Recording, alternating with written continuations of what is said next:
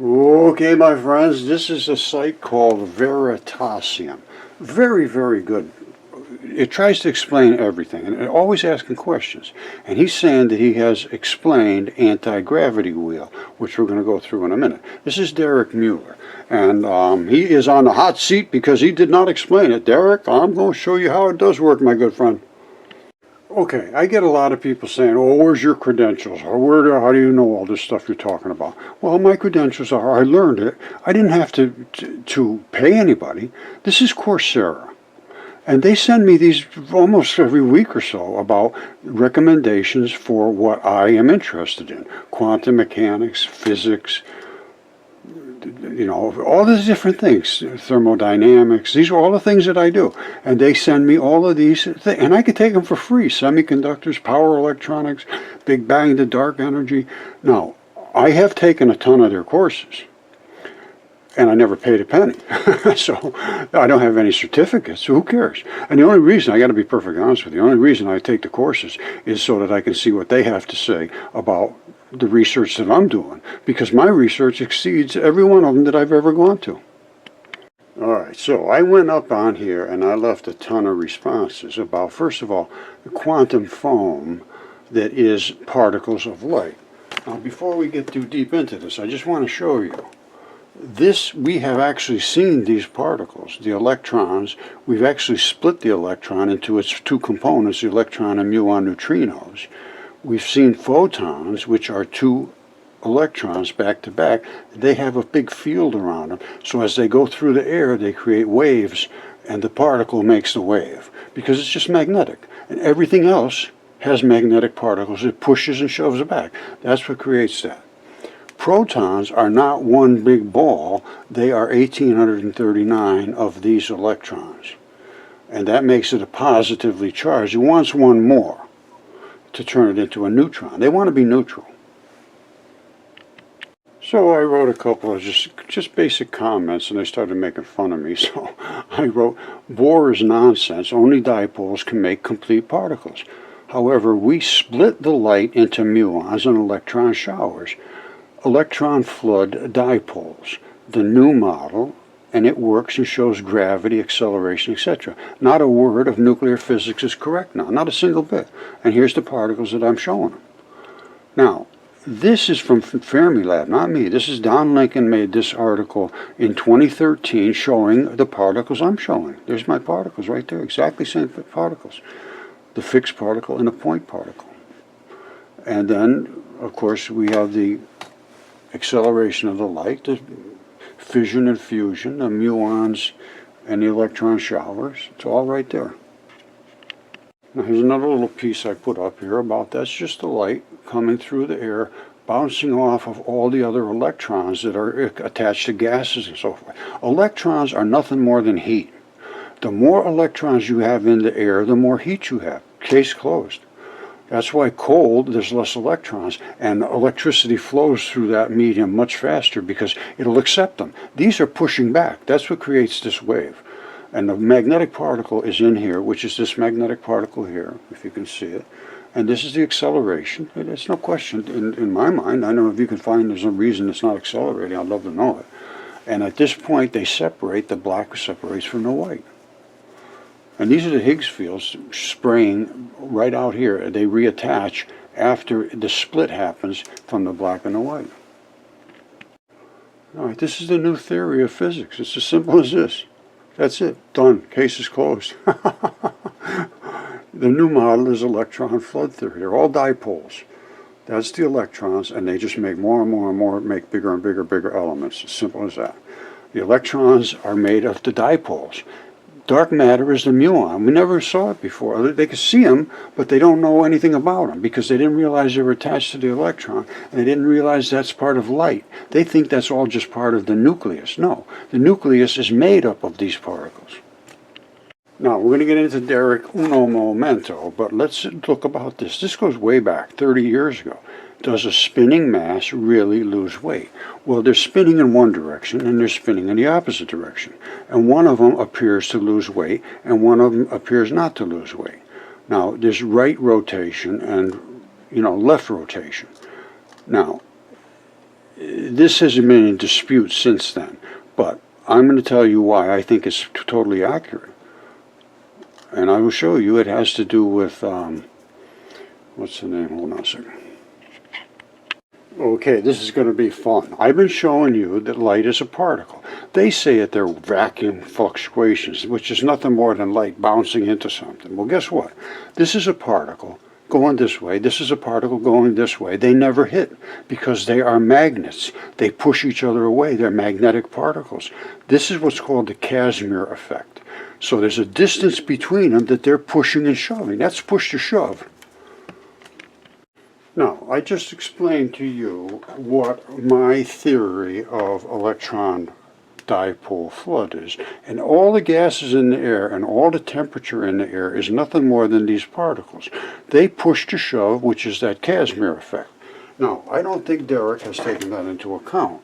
I am going to let him go through his, because he's asking these questions. He thinks he explained it. I think he has not. So here's what I'm going to do is just play it. You watch what he has to say, and I will probably, well, I'm going to try to let it go completely through, but I'm not real good at letting people do that. All right, so here's what's going on. He's saying he understands now why this anti-gravity wheel works the way it does, where it almost feels like there's no weight to it, and it might lift up or whatever. I'm going to let him go. Here goes. Derek, you're doing a great job, buddy, but I think we need to talk. Standing on the scale, the wheel is spinning, and it still weighs 91 kilograms. You've made your prediction. Let's see what happens when I throw it up over my head. In 3, 2, 1.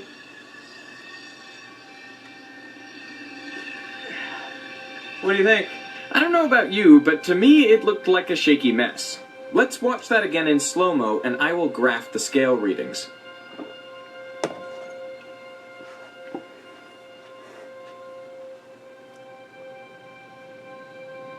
As you can see, during the lift, the scale oscillates around 91 kilograms, the same as it read when I was stationary, so it seems the apparatus doesn't get heavier or lighter when it is lifted while spinning. The only large deviation from the average comes at the end of the lift, when I let the wheel fall so the scale reading drops. All right, let me just, like I said, I'm not going to be able to do this without intervening. Because he's working with pounds, I mean many pounds. The Japanese researchers found in very small amounts, but in a lot to do with the spin, and I also say it'll have a lot to do with the material and the shape of the material that is spinning, and specifically copper. And I'll tell you why copper, but let's go forward. He's spinning a big steel wheel, weighs a ton. I don't know how much it weighs, but you wouldn't be able to hold it out like that with your hand. And you see it spinning, he's holding it out, and he's shaking it around, everything's fine. Well, that's because of the wheel itself interacting with the effect that I was just talking about, the, push to shove effect. Here goes. And then I slow its descent, and so the scale reading rises. So the question remains, if the wheel doesn't get lighter, why does it feel lighter? This demonstration was first performed by Professor Eric Laithwaite. Listen to how he describes it. So here goes 40 pounds of wheel as light as a feather. This is not a conjuring trick, this is a fact of science. He sure makes it look easy, doesn't he? Watch it again carefully. A fact about a spinning wheel that so far everyone has missed. Professor Laithwaite claimed the gyroscope's properties couldn't be fully explained by Newton's laws of motion. I disagree. But in order to understand why the wheel feels so light, we first have to consider why it feels heavy when it's not spinning. So two-handed, that's as far down the shaft as you can hold it? Yep. Holding the shaft horizontally, you clearly need to provide an upward force equal to the downward weight of the wheel. But this is not enough, because with only these two forces, there would be a net torque causing the apparatus to rotate. So you need to create a counter-torque in addition to supporting the weight of the wheel. All right, I'm just going to explain to you what my explanation is for this. As this spins, it has to spin in a certain direction for it to try to stay up. If it's spinning backwards, it's going to not be lifted. And he will never know whether it's lifted or not. But spinning, it's actually doing that Casimir effect of pushing against the molecules underneath it so that it's really rolling on top of the particles that are underneath. Even though they're gases, doesn't matter. If it's spinning, it's got to spin like hell, like so, and then it's so many impacts that it keeps it up. And if this was copper, I think it would take right off almost. You should come up and watch some of these about magnets and copper. Well, we know magnets attract and repel, so they're pushing and shoving. Something's going on there. We know that copper just is not magnetic. It doesn't push and shove things that we know of, but it attracts electricity and lets it flow right through there, just like there was nothing in the way. Well, why? Why does this not have any magnetism, but it conducts electricity like hell? This will conduct pretty good electricity, but not as good as copper. The magnet will interact with the copper, so there's something going on in that same effect that I was talking about, the Casimir effect. The interaction of push to shove of the magnetic particles. And if you use a magnet, it has push. If this was just a marble, it has no magnetic property whatsoever, smash right into this copper, bang.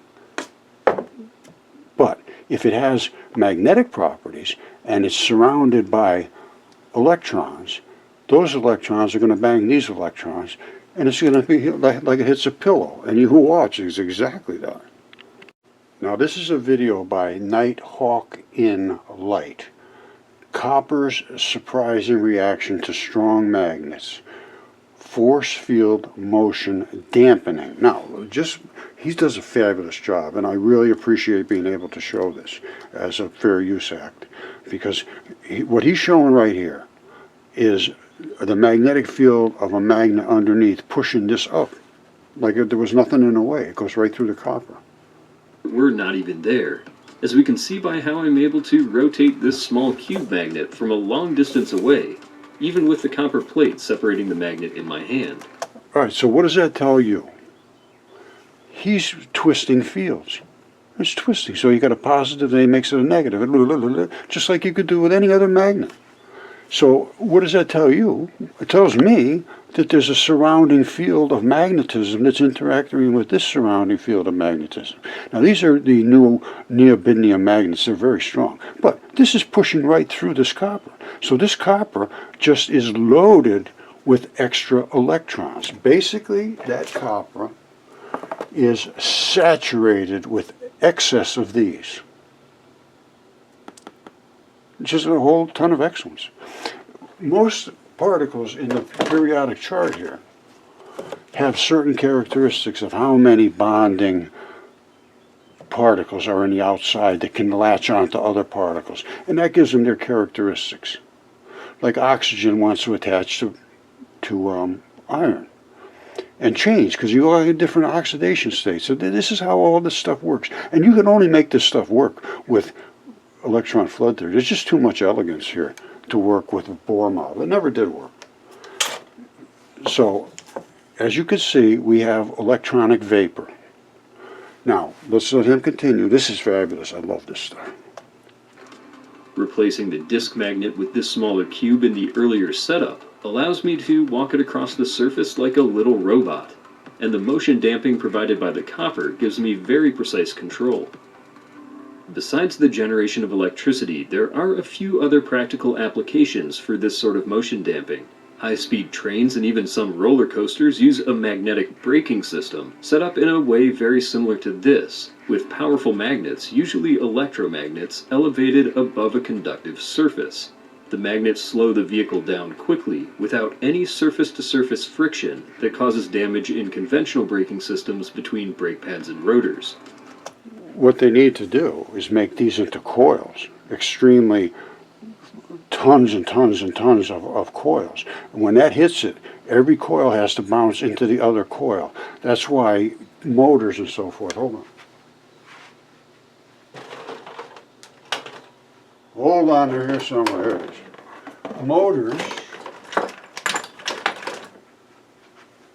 Motors are loaded with these little wires and coils. And that's why when those coiled wires of copper bang into these magnets to surround them, the magnets surround them. I have only one hand, my other arm has had surgery, so I can't use it. But the outside is like this. Those are magnets. You see those magnets in there? This fits into there. Basically like that. And at the end is a commutator. That's these little copper bits.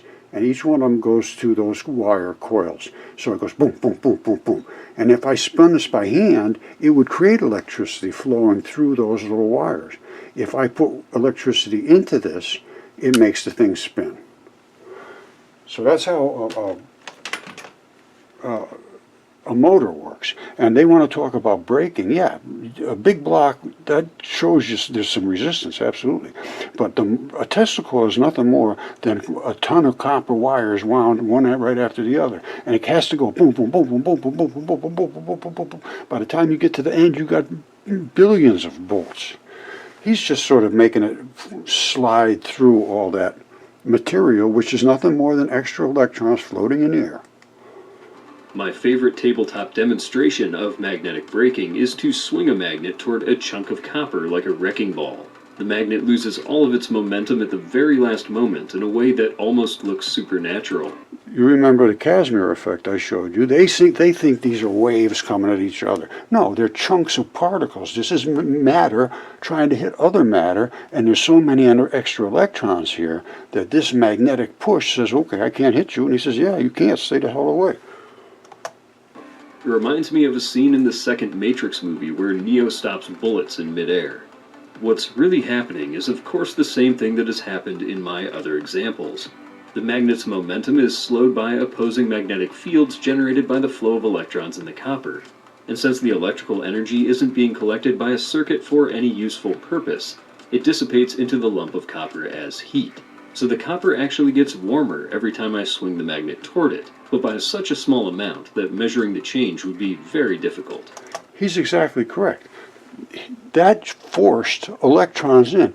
Electrons are the heat. There's nothing but electrons. And the more free ones you have in the air, the hotter it gets. Simple as that. You run your heater, it charges up these wires and so forth. They spit out electrons into the air, and they fill the air with warmth. You open the door or the refrigerator, and it changes the electrons in the air to be less electrons, getting colder and colder. If you keep getting colder and colder and colder, you will keep exceeding more and more and more electricity. And I can tell you for a fact this happened. I was the field engineering manager for a global electronics company. And when almost the first machines to ever hit the field came out with the voltage in the chips was too high. In the factories, they worked fine. But as soon as we got them up here in New England and we started putting them out in the field, the guys took them home at night and they took them out in the morning and went to deliver them. This was the first set of equipment basically going out with these really sophisticated chips. And when we plugged them in, they exploded. And the reason was, these were like 30 degrees. They took them out of their car real cold in the morning, just went in and plugged them in, just not thinking. But when we tested on the oscilloscope and so forth, you could see that so much current was flowing through there at that low temperature versus 70 degrees. It was unbelievable. It was a multiple of current. I can't remember, but it was a lot. And the chips actually popped right off the top. The circuit couldn't handle it. Pop. So they changed it down to 5 volts. I think they came out at 17 volts, the first ones we got in. I believe that. And it was General Instruments. Somebody should look back and figure that out. But I know that's just a fact. There's no question about that. And absolute zero means there's no extra electrons at all. None, zero. You're taking them all out. That's why it's so frigidly cold that as soon as you touch it with an electron, give me as many as you got, buddy, and you start hitting it, and then it fills up and it says, okay, all right, slow down, and that's what happens. That's superconductivity. You cannot continue it unless you're dragging the electrons out at the other end somehow in such excess that it has to go. And I haven't seen anybody can do that, other than keep continuing these very, very expensive ways of dragging these extra electrons out so that they can get more electrons to come in. So they're really accomplishing nothing except allowing the electricity flood in there from somewhere else. There may be a use for it, but I haven't found one.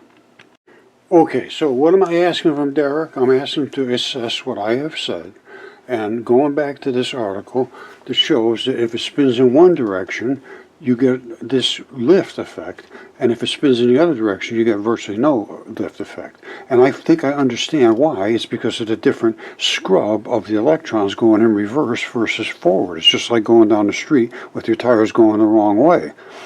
Now, we'll get through this. If Derek would discuss this with me, we could do, a Zoom or whatever, but I think I could present enough information to show, but you need some very specific equipment. And then the other thing is to create a that spinning disc, only flatter and with a big heavy copper disc rather than just steel.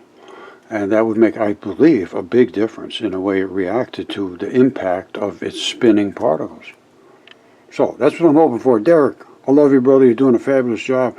But until we all start to look at electron flood theory, nothing really is ever going to make sense. It just never ever will. There's nothing but dipoles. I think I've made a very good case for that.